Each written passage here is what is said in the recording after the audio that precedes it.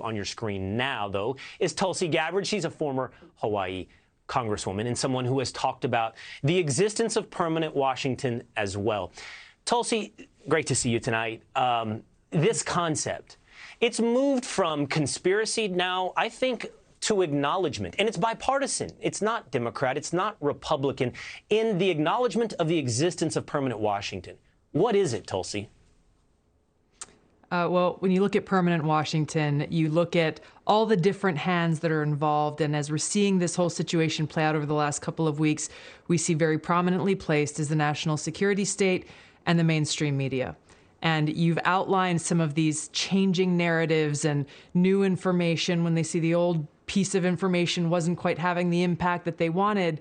It's hard not to be skeptical when you look at their tactics and their timing to really question what their motives are, to leverage their power and their influence to have an impact on these midterm elections that voters will be going to vote at in just a few weeks, and to do what they have already stated publicly is their objective, which is to prevent Donald Trump from running for president in 2024.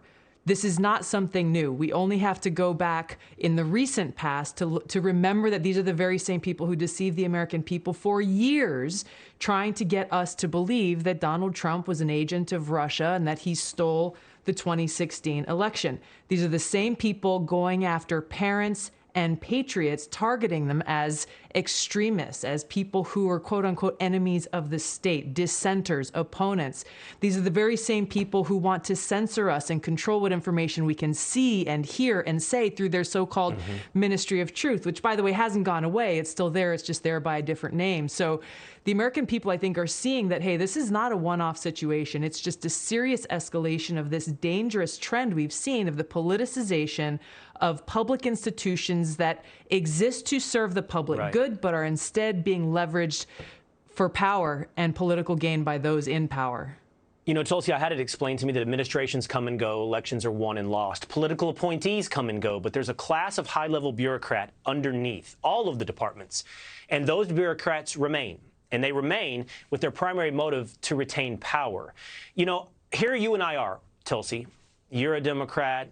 I have political leanings that take me towards conservatism. Here we are. And I don't want to ignore left and right, but it seems to me that we would be very naive to not realize that the perhaps more profound divide in America is an establishment class versus populism versus the people. That's right. That's exactly right. Well, you hit the nail right on the head.